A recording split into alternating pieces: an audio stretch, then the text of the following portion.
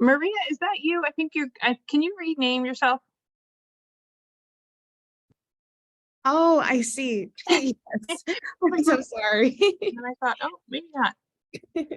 Here we go. She, her, hers. Excellent.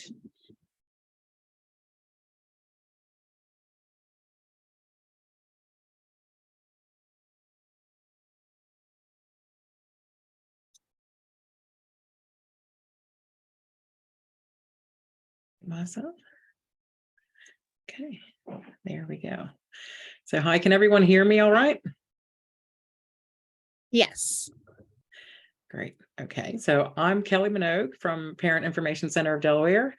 So I wanted to say welcome. We're launching a new series for 2023, and we're really grateful to those who were joining us this afternoon for our Thursday Lunch and Learn session. So you can make plans to join us every Thursday for a wide variety of topics and an opportunity to speak with PIC parent consultants. Today, we're going to talk about how a parent can know if college is right for their student. If you have utilized our services in the past, we thank you for coming back to join us today. And if you're new to the Parent Information Center, we'll take a minute to talk about some of what we do for families in Delaware. Entering our 40th year, our mission at PIC is to improve health and educational outcomes for children and youth by empowering them, their families, and the professionals who serve them. We do this by providing opportunities like this one, as well as an online video library, fact sheets, information and learning sessions, and finally through one-on-one consultation with families throughout the state. Please don't hesitate to call PIC for support at any stage of your child's life. So how do I know if college is right for my student? We have a special guest, Maria Hackett from Washington College, which is located nearby in Chestertown. A Brooklyn native, Maria recently relocated to Chestertown, Maryland to serve as Washington College's new disability access specialist. Prior to joining the Washington College community, Maria worked with Yale University's Student Accessibility Service to ensure that students with disabilities have their needs met during their time at Yale University, as well as having the necessary supports for their continued success. An ardent lover of engaging Black diasporic literature, learning new languages, liturgical curation, and pursuing ministry leadership, Maria is proud of her academic roots, having earned an MA in religion from Yale Divinity School and a BA in Russian from the University of Rochester. So Maria, I would like to say, Dobro Pashalowitz. Ask her about her co-conspirators, AKA her cats, Fig and Fern, and her Caribbean heritage. So I'm going to stop sharing so that Maria can share and introduce herself to everyone. Excellent. Thank you so much, Kelly. Thank you so much for the warm welcome and in Russian. Oh my God. Hopefully I didn't butcher that too badly. No, it was great. It was great. Would you mind if you can share my PowerPoint while I give the presentation? Is that possible? I think Suzanne's going to do that. Yeah, we're getting there. Awesome sauce. All right. Yay. Great.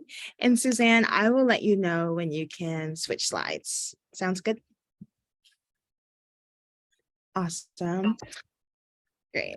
I forgot to ask, can you all hear me well? Fine, clear, all that good stuff? Absolutely. Okay, great.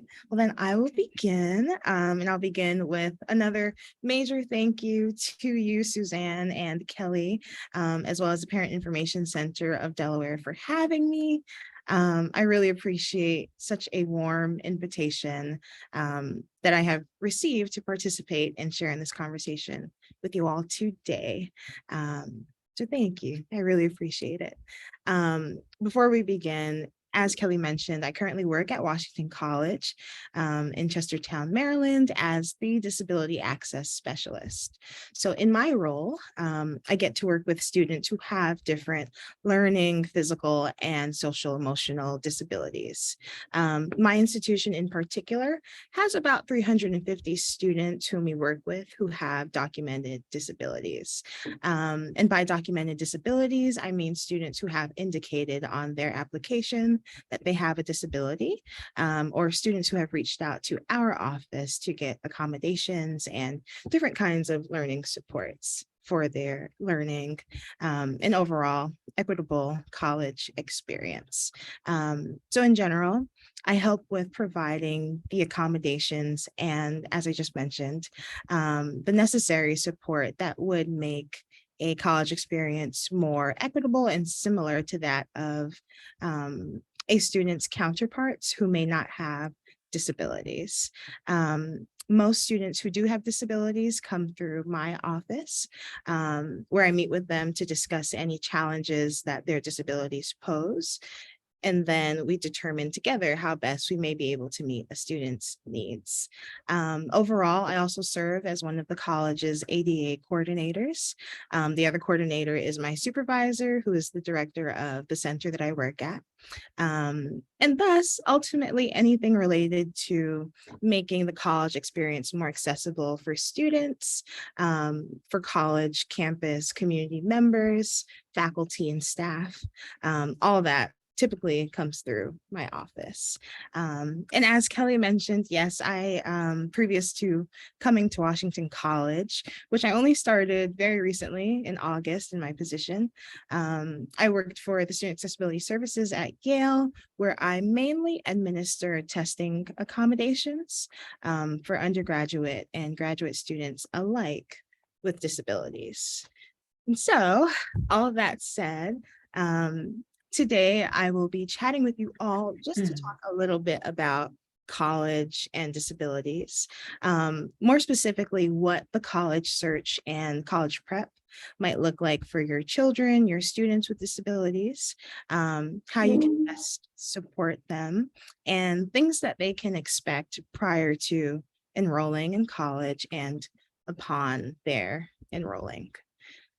Without further ado, we can continue. And Suzanne, you can go on to the next slide.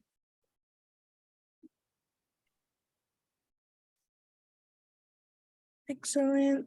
Thank you, thank you, thank you. Also, I apologize in advance if it gets a little choppy. My internet does suck over here. So if you can't hear me, just write a message in the chat box or say it out loud and I will see it and I will tweak accordingly. All right. So before we begin talking about the college search, it would be, I think, most helpful to ask your student to think through some of their passions and their interests as they begin to consider different post-secondary opportunities. So that might look like having them directly tapping into their interests, their strengths, their weaknesses, things that they love doing, keeping in mind things that they hate, things that they did not enjoy about their primary and secondary learning experiences, and using those interests, strengths, weaknesses, and thoughts to determine what they might want to study. So are they looking for a community or a junior college? Maybe they're looking for a trade or vocational school that better suits their interests, passions, and desires. Or perhaps it's a four-year college or university. Whatever the case is, as they begin to determine what program would be most suitable for their interests, there are a few questions that I think may be helpful to ask. But in general, beyond anything else, I think that it's most important that you let your student take the lead on their college search process and everything that comes with it.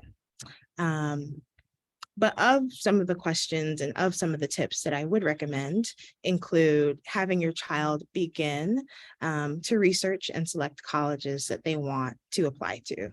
So again, keeping in mind interests, strengths, weaknesses, and upon choosing that they do want to go to college, how can we apply all of those things on our list onto our college search?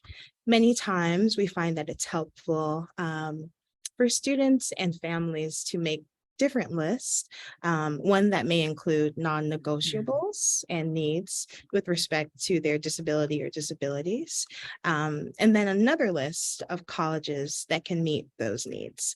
And when those two can combine and you can come across a more like symbiotic relationship. It should be a little bit more easy in making the final determinations of which college your child slash student would like to attend.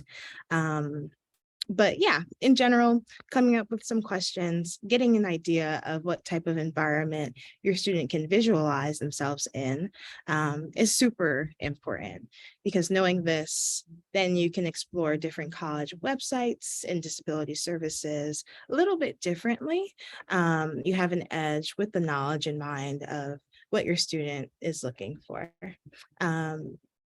Some things that are important as you consider your list and your research are setting of the college, academics, and also resources slash opportunities that the college may offer slash provide. So when we think about setting, some things that are important to consider are, where is the school located first and foremost? Is it near home, or is it in a different part of the country? Perhaps your student might even be thinking about a college that is abroad, not even in the country.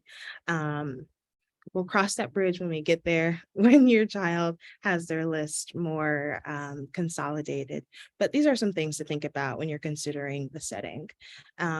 Is the college or institution in an urban, suburban, or rural setting? And how might these settings in their similarities or differences match up with your students' lived experiences? And how might they provide different opportunities or new challenges with regard to their disability or disabilities? So we think a lot about the setting when it comes to ensuring the most smooth transition to a new environment, and more specifically, a new learning environment that will more than likely be a lot different than their K through 12 years.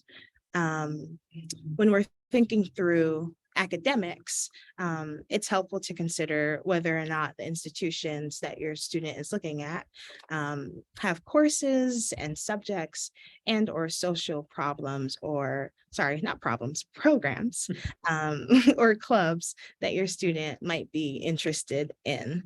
As an academic resource at Washington College and as a disability access specialist, part of my job in meeting with prospective and current students is gauging what students are passionate about, what keeps them up at night, what they do on their phones that they would consider a hobby or one of their major interests, and trying to tie that back into their college experience as they explore different opportunities for social engagement, campus life, making friends, and so on and so forth.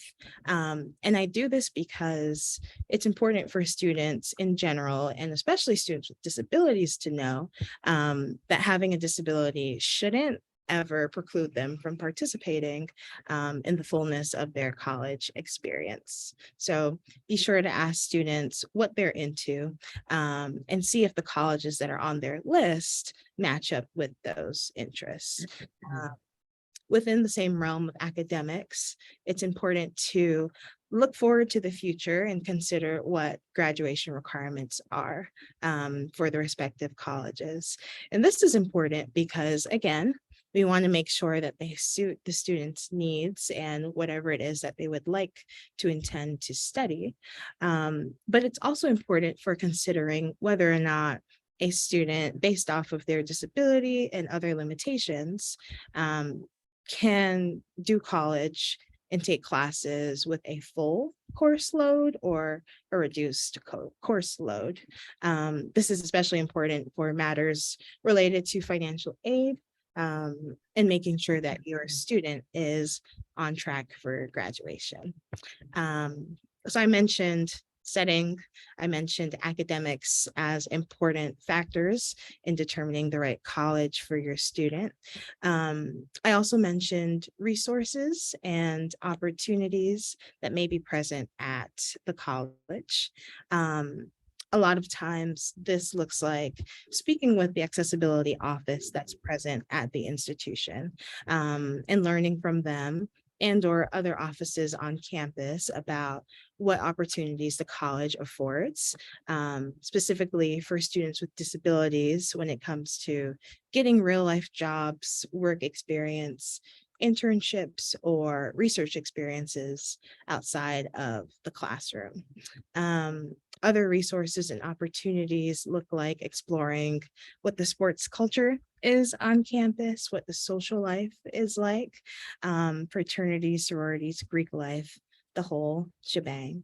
And similarly, expanding your students' research on their college when they're thinking about different opportunities, helpful for students to think about the surrounding environment of the campus community and the college itself. So what are some stores and establishments, organizations even, or other resources that your student may be able to find within this college community and the neighborhood? Are there enough stores and establishments to meet their needs? Is there a hospital or a doctor nearby, a pharmacy even, so that a student can easily and with much ease and accessibility refill their prescriptions? Things like this are all what you want to consider when your student is looking for a college. And it's a whole lot. It's a whole lot. In my experience in this line of work, I found that most students who have disabilities who are looking to pursue college tend to begin their own outreach work about a year in advance of typical admissions deadlines. So I've been meeting with a lot of juniors recently, also a lot of seniors in their last year of college. But I recommend beginning the process a lot earlier than like the fall, earlier than September, October, November, December, the major deadlines when applications are due, mainly to check in with accessibility services and those offices across different universities. But yeah, that is what the college search often looks like from a bird's eye point of view for students with disabilities, and some things to consider as your student begins to delve into post-secondary education and other educational experiences, what they can get out of those experiences and what particularly they are looking for. And given all of the lists, all of the research that your students will conduct for themselves, they can use that information to then, of course, gather all of the important materials for their applications and any other documentation they may need for their college experience. Speaking of college experiences, of course, and I briefly mentioned accessibility services on campus. Also, I'm going to take a quick pause just to say, if I am speaking too fast or if anyone has any questions as I go along, please feel free to interrupt me. Drop your questions in the chat box using the chat function, all that good stuff. I am looking and ready to engage whenever. So accessibility services on campus. Something that is important to note is colleges do not fall under the Individuals with Disabilities Education Act. So that means that a student in college can't get an IEP or a 504 plan like they would during their K through 12 years. When they're in college, because colleges don't have to provide the same level of exclusively individualized support and services through a plan like the IEP or a 504 or any other plan or accommodation set that a student may have received during their middle school, high school, or elementary school education. Thank you, Suzanne, for hitting the slide. I forgot to say that. Federal law, however, specifically the ADA, instead takes precedence over the Individuals with Disabilities Education Act. And thus the ADA covers both publicly and privately funded post-education, post-secondary institutions, which then makes it a requirement for all colleges to provide equal access to education and extracurricular activities to students with disabilities. Now, most post-secondary institutions do have an accessibility office, by which their primary purposes include keeping open lines of communication between the student, the office, the accessibility office, and the student's professors. Another purpose of the office is to determine what supports your child or student may need while they are a student at said college. Confirming that the application of said supports that they have determined with the office is possible and feasible. And finally, another purpose of the accessibility services offices on the college campus is to ensure that the college itself remains ADA compliant and can facilitate your child's academic success through supporting their learning needs. So different schools in general offer varying levels of support.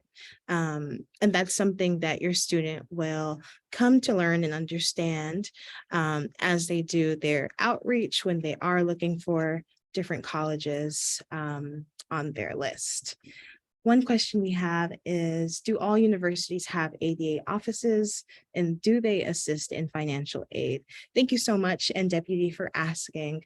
All universities who are accredited do have ADA offices, or at least they should. By law, colleges in the US are mandated to have accessibility/ADA offices.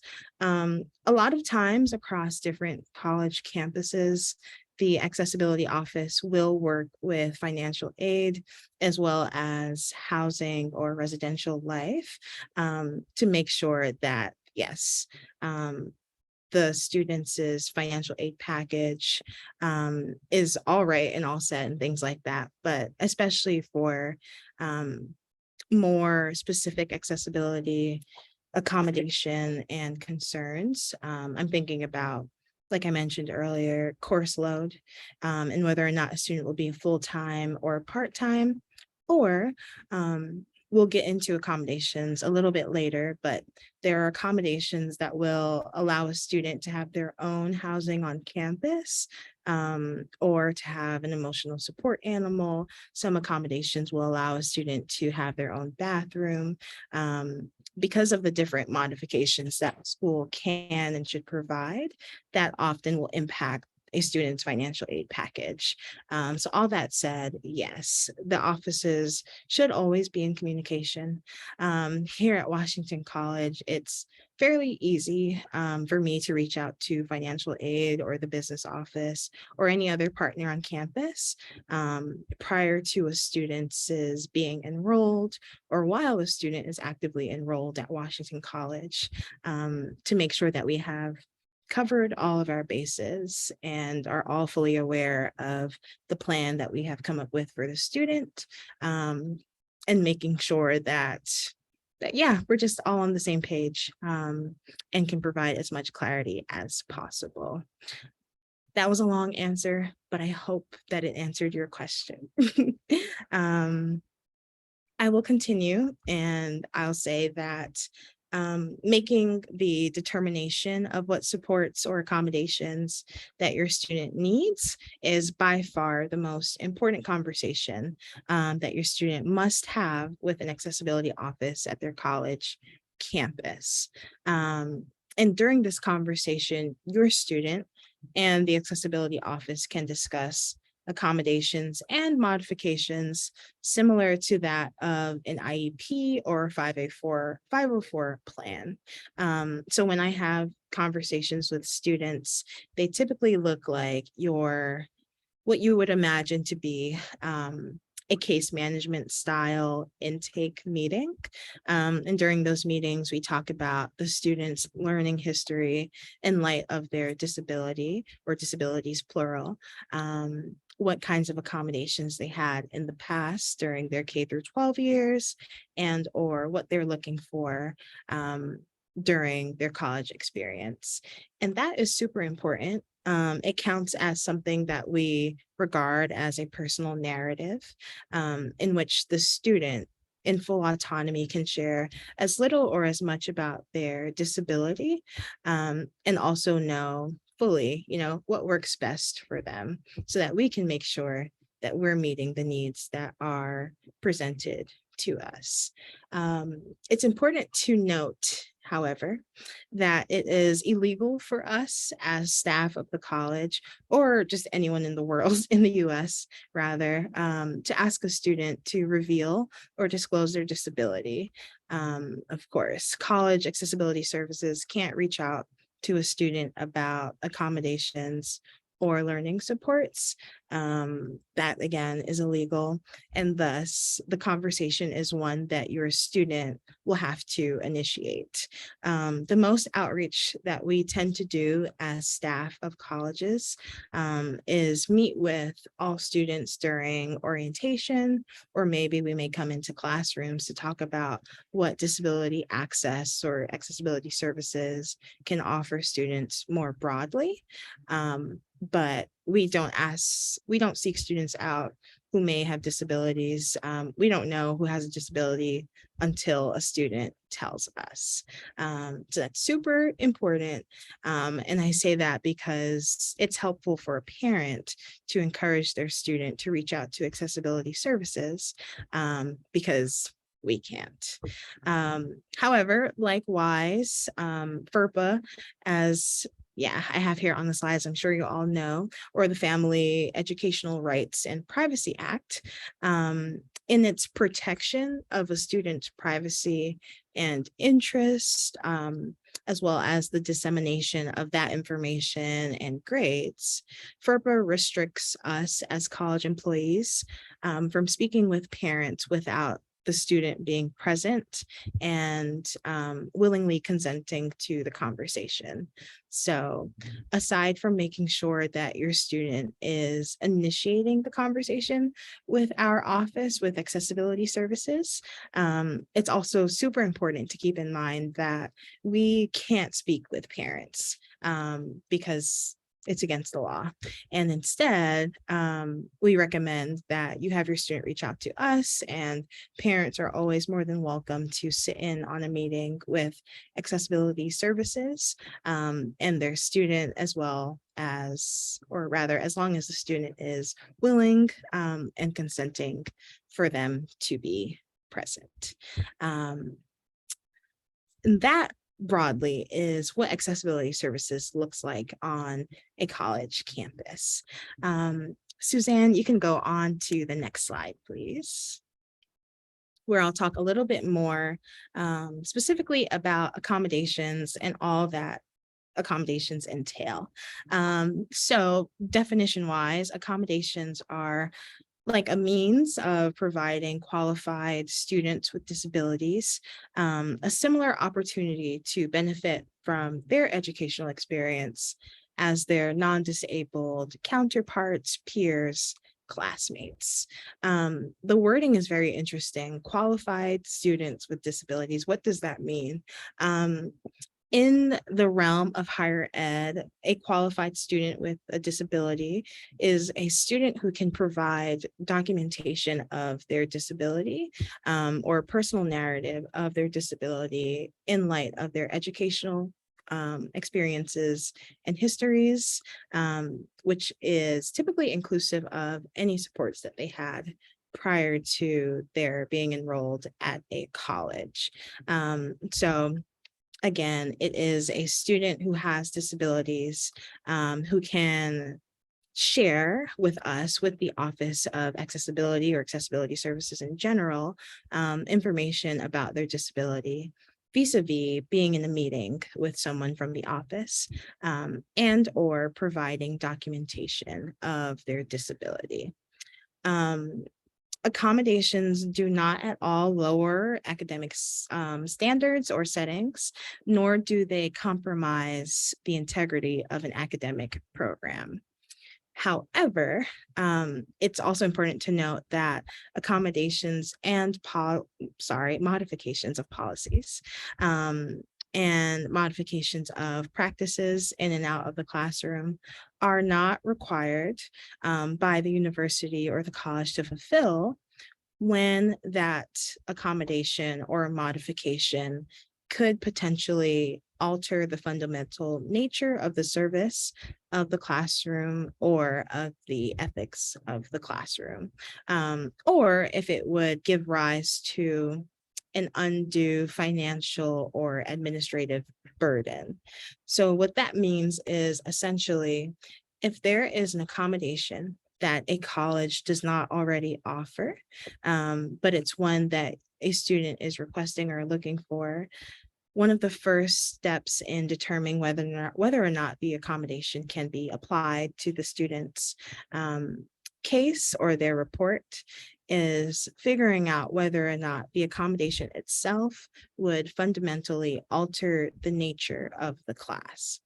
So, more specific example, let's say that you have a student who would like to propose an accommodation that hasn't been done before.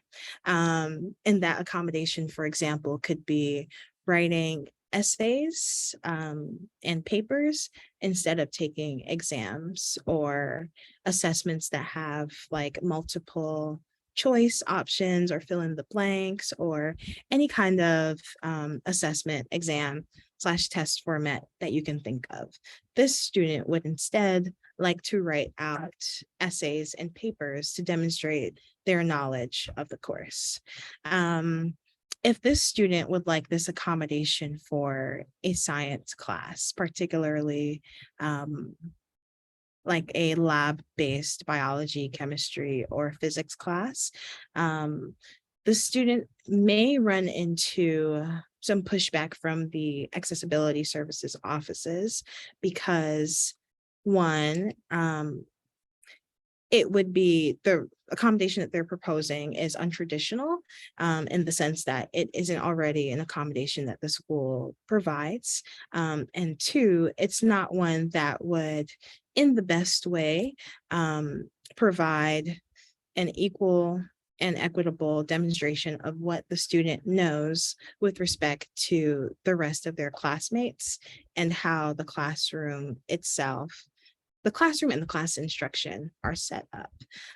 So if you're in a science class that is very focused on lab work and other materials that are pertinent to the learning of the class, like a atomic or periodic table or information about like elements, weights, things like that, a student cannot always, a professor may say, or a school may say, a student cannot always demonstrate the precise material of the class if they can't include the information that is provided as it would be on an assessment.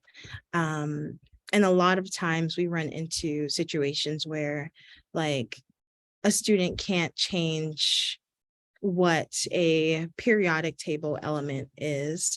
They can't provide that, or we can't provide what a periodic table looks like in a different accessible language, or we can't provide it in a way that would not typically be represented in its most like authentic sense if it can't be in an assessment. It gets really tricky for accommodations like that, ones by which, like I mentioned, aren't already part of the conversation, that haven't already been offered to students in the past at a specific university. But it's always really helpful when a student can propose an accommodation that a school hasn't seen before, because then the school can begin to determine the efficacy of the accommodation, should it be one that they add to their like range of accommodations provided. And it's also something that is part of a larger conversation regarding what can make a class more accessible, and how to make assignments more accessible, and how to ensure that colleges continue to remain compliant with the ADA law. Um, Everything regarding accommodations continues to be an ongoing conversation, which is really neat. There's a lot of foundation and groundwork at most colleges, and there's always space for improvement, and learning better and more conducive ways for a student's learning, and their success, especially if we are thinking through accommodations and different modified policies that can be in place for future and prospective students. So that was just one example. It can get complicated, but nothing is ever really impossible. The most important thing, aside from being able to meet a student's needs, is ensuring that the conversation keeps going and that we never turn a student away, just because we don't offer something. We always think through alternatives and always try our best to come up with a plan that works best for the student. Thank you for your question, Mary. You asked, what about if they have supported decision-making documentation? Yes. So I'll actually get to that in the next slide. Yes, when I get to documentation, but we'll go back for a second. Thank you. Thank you so much, Suzanne. I will continue and say that there are different types of accommodations that a student can get at college. And those include, as mentioned here in this PowerPoint slide, classroom accommodations, testing accommodations, housing accommodations. A student can also get accommodations for temporary means, which is typically due to an injury, or something that may have popped up that they can't necessarily accommodate their own academic load. But classroom accommodations look like having preferential seating, the student choosing how close they want to be to the board, how far back, taking into consideration things that might be distracting or too loud in the classroom and choosing their seat accordingly.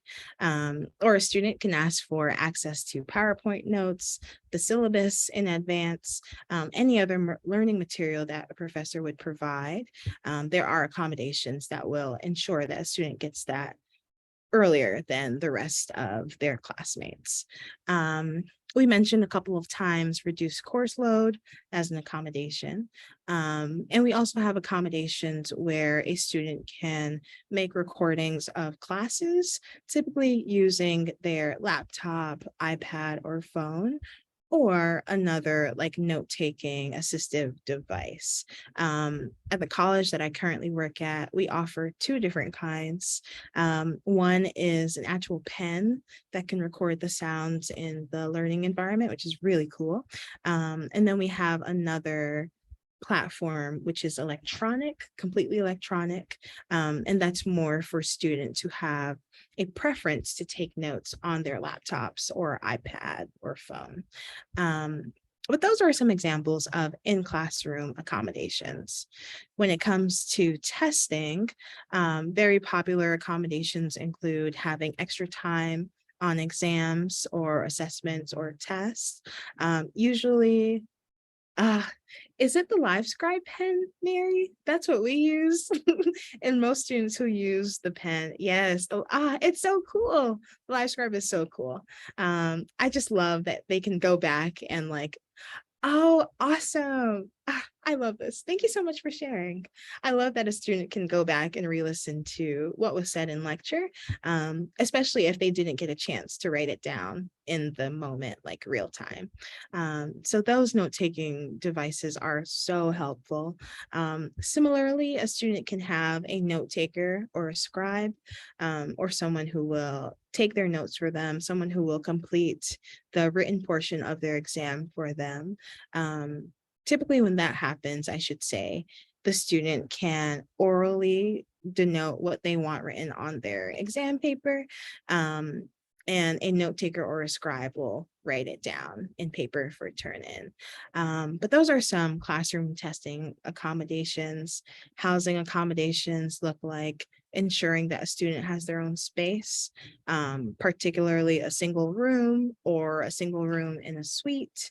Having a private bathroom is a common request, as well as having an emotional support animal. Emotional support animals are usually only allowed in housing quarters, so in dormitories, dorm rooms. The difference, I should say, though, between an emotional support animal and a service animal are that service animals are protected by law. Those are federally protected. And so because of that, a student does not have to seek out a specific accommodation or permission even from a college or university to have their service animal. Because they are federally protected, we will never ever turn away a student for having a service animal or try to tell them where they can go with their service animal. And that's because service animals are, again, protected. They're allowed everywhere, and they are different from emotional support animals in that, right? When a student requests or may request an emotional support animal in their living quarters in their dorm, housing or res life gets involved directly, and often they take up the mantle of determining what supports your student and their animal may need while they're living on campus. Other things around an emotional support animal that are important include doing roommate agreements if your student has a roommate, to ensure that there are no allergies that no one has, or allergies that haven't been taken into consideration, rather, or any other restrictions or issues that may come up when a student has an emotional support animal. Colleges tend to do the most, or at least they try to do the most when it comes to ensuring that everyone is on the same page. And a lot of times that includes very explicit written contracts between a student with an emotional support animal and their roommate, if they have a roommate. Again, to make sure that everyone is on the same page and that both roommates are okay with an animal being in a dorm. But those are some examples of accommodations. When we meet with students who have accommodations, I like to tell them to, or rather encourage and empower them to also speak with their professors about their accommodations. And that's because the process for informing professors about a student's accommodations varies by institution. So at the institution that I work at, we have a system that is meant for all things accommodations. It's literally called Accommodate, and it is a platform that colleges throughout the US and the UK use. And through Accommodate, we disseminate all information regarding the student's disability to the student and their professors. So that looks like an accessibility letter that indicates the accommodation and the semesters that the accommodation will be applied to. That way, there is communication between all three parties. But on top of that, again, we like to encourage students to speak with their professors so that their professors know who they are, one, and two, are fully aware of the accommodations that we have to provide and work hard to provide for their academic and learning experiences. Suzanne, we can go on to the next slide, which is all about documentation. Excellent. So I'll try to be a little bit brief because I'm cognizant of the time. It's already 12:44. Kelly, could you let me know what time I should stop, actually? That would be helpful. Oh, wait, you're muted. So like our goal is an hour usually, but I mean, but you know, this is really important stuff. So if yours goes a little bit over that, as long as people are willing to stay, I'm fine with that too. This is fascinating and informative. So Awesome. Thank you so much. I'm so glad it's coming across that way. Thank you. Absolutely. Okay, cool. Good to know. So when we talk about documentation for accommodations, it's important to note that the requirements for documentation at colleges are changing. They're always changing. And there are different forms of documentation that your student can provide. But before going into that, you should know that like one of the reasons, of course, for documentation and its necessity is for us as members of a college campus, particularly as people who work in an accessibility services office. We try our best to understand each student individually, and how they're currently and have been historically impacted by their disability, so that we can make the best sense of judgment and the best plan for support in an education of higher, an environment, sorry, of higher education. So documentation is just super necessary for creating a tailored and accommodated experience, and making very informed decisions about the need for accommodations and any other services that can help make the learning experience as smooth as possible and most effective for students. Your student will most likely need to provide evidence of their disability to get accommodations. So colleges typically have required the most like recent documentation that your students high school or middle school or elementary school required. A like K through 12 evaluation report often suffices. But lately, a lot of colleges have moved away from requiring those specific forms of documentation. Some other forms of documentation includes different kinds of reports, a more thorough history of disability, and like I mentioned, a description of the current impact as well as historical impact, or any functional limitations as it relates to your student's disability.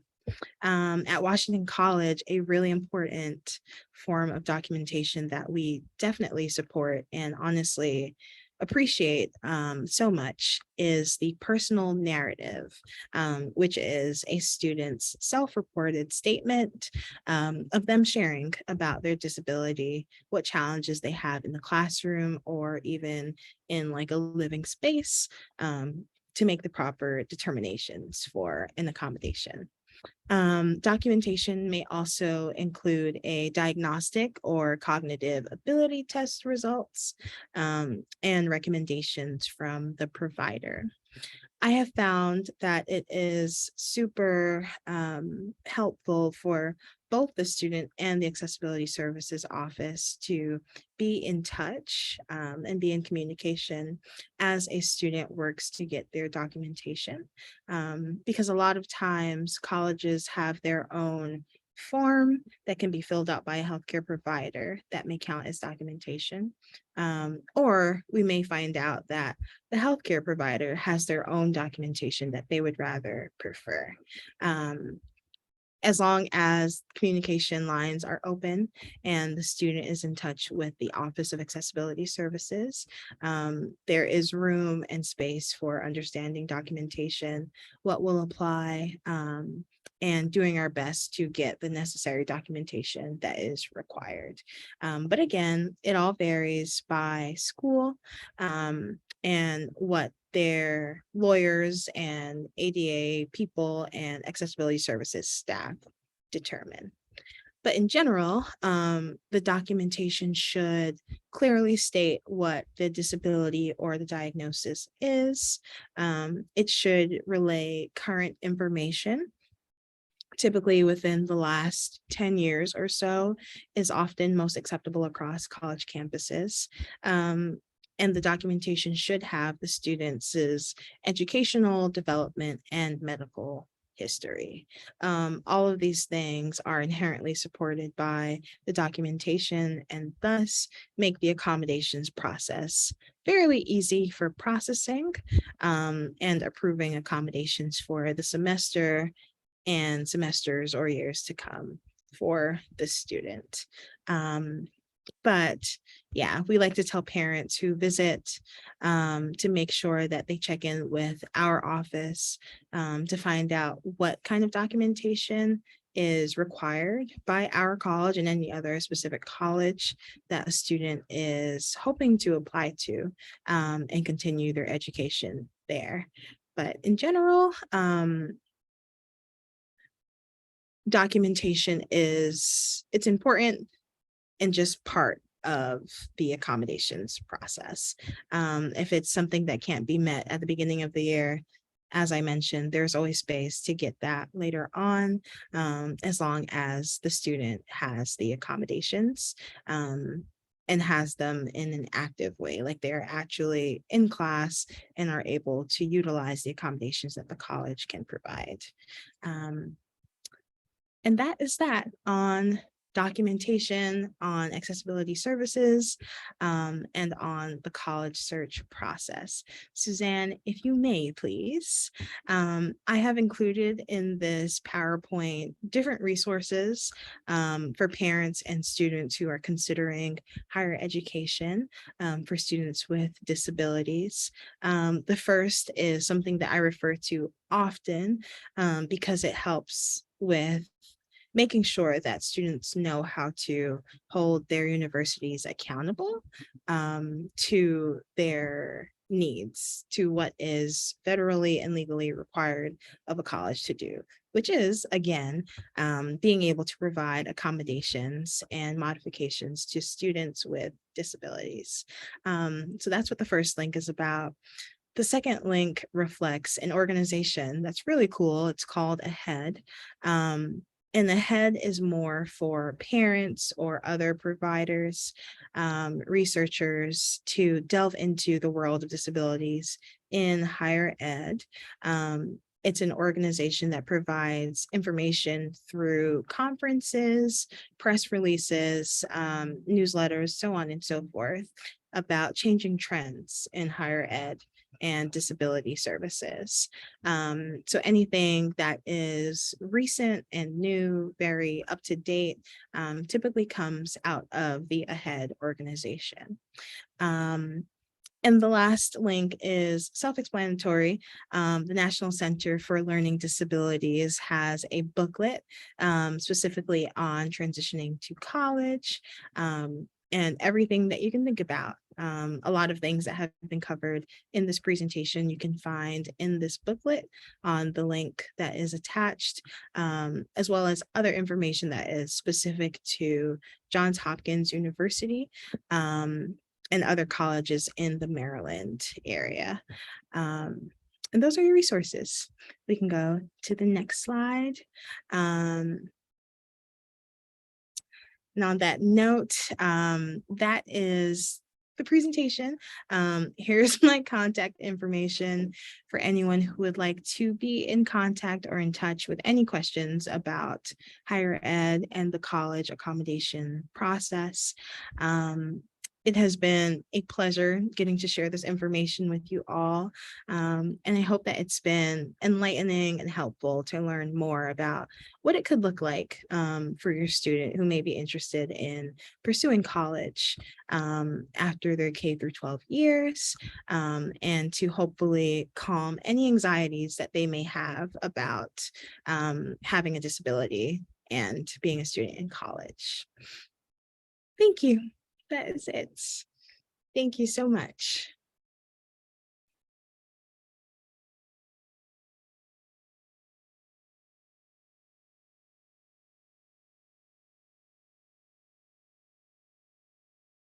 Oh, also, I wasn't sure if we should leave the floor open for questions, but I'm here for that. Yeah, absolutely. Give us 1 second. We're gonna load up another slide. So. It's okay. Can you get it? Just share your screen again.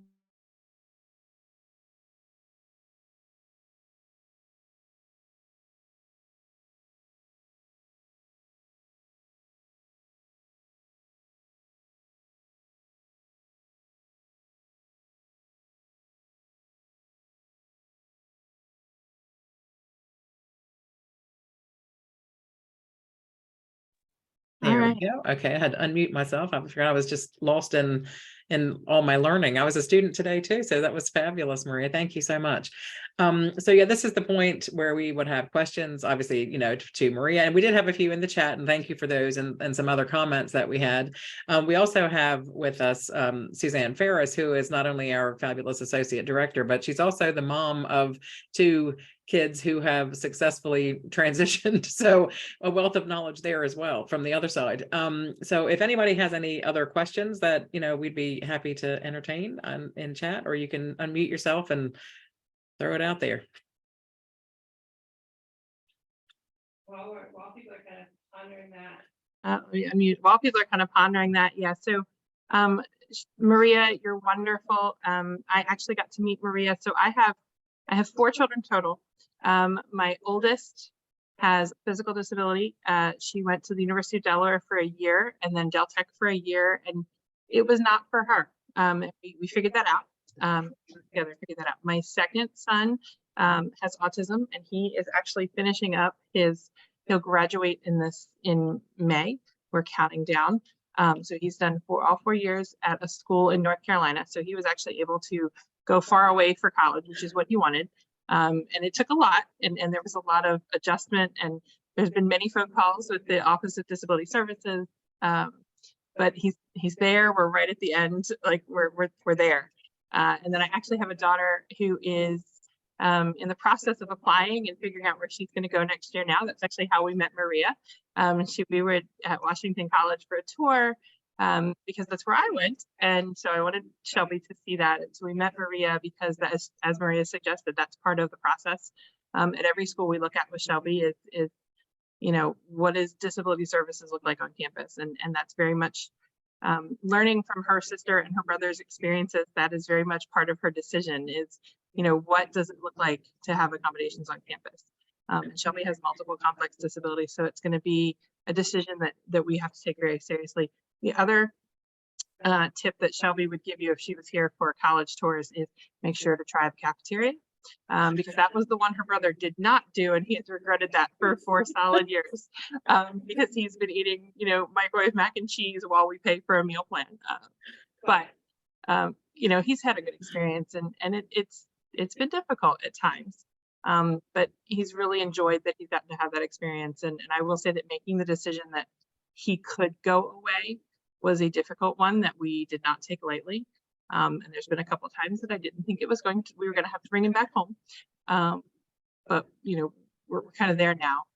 And the other thing I will say, when you're trying to make that decision, just what we've learned is exactly what Maria is wonderful, talking to your child and knowing your child and what their needs are and what's going to make them successful, whether it's Del Tech or it's, a smaller, even just specific trade school or a large university, just knowing where they're going to fit really well. So like for Harrison, I made a rule, that's my son. And I said, okay, you want to go away to college, here's what mom's rules are. And rule number 1 for him was that he could not go to a large school because I knew that wouldn't work. He needed to be closer with his, the administration and the staff. Rule number 2 for us in our house with Harrison, he's always been an athlete, and athletics has kept him on task. Like it's what he focuses on. And so when we can keep him focused on athletics, he was doing better in school, and he was doing better with relationships and things. So I told him he couldn't go away to college unless he was on a sports team. And so that we started talking about that when he was in 9th grade. And so for 4 years in high school, he focused on that. And that's what he did. So the sports team has held him accountable because his coach knows where he is at all hours of the day and night. They have mandated study sessions. He has to be in the gym at 6 a.m. It has kept him on a very regimented schedule.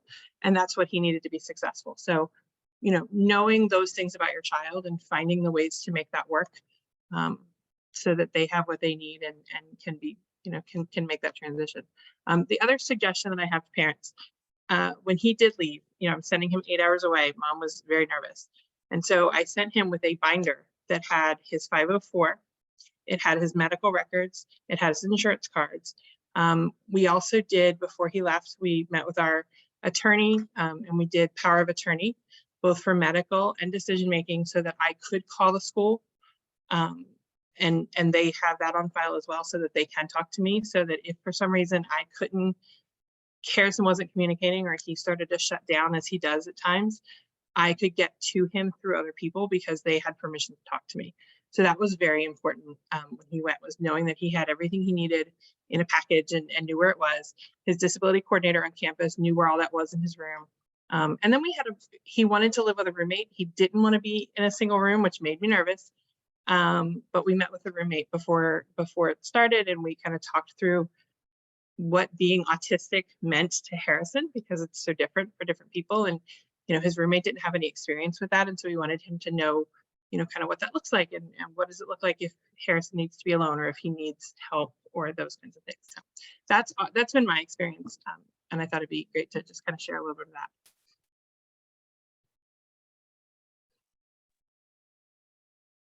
I see you nodding, Maria. Yes, thank you so much for sharing, because you said so much that was super helpful, especially from a Yes. parent perspective.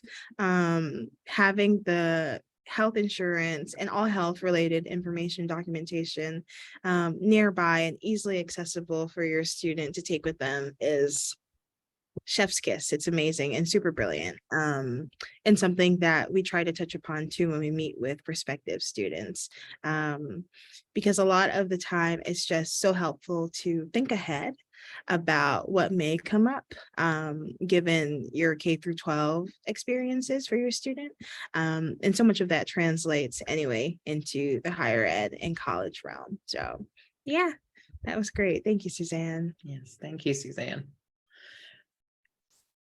I think that's it. So yeah, I guess we don't have any other questions. I'm just gonna slide along. So this is just some information about how to contact us with the email address, and you know, obviously we're on social media, and we have offices in all 3 counties, in 2 in Sussex, even one of which is mine in Seaford. So yeah, and we do everything statewide. And you know, as I said, from before birth, you know, to age 26. So we run the whole gamut of everything. And obviously, you know, being the transition coordinator, the age group of like 14 to 26 is what I mainly focus on. But certainly we're there for everybody at every stage of the process, because it is a process to have a child and to raise a child, whatever their needs are, special or otherwise. And we all know that if we've been there. And so this is where we're located if you guys want to reach out. And just our little wrap up, cute little picture there. And so yeah, so I'd like to thank everybody for coming,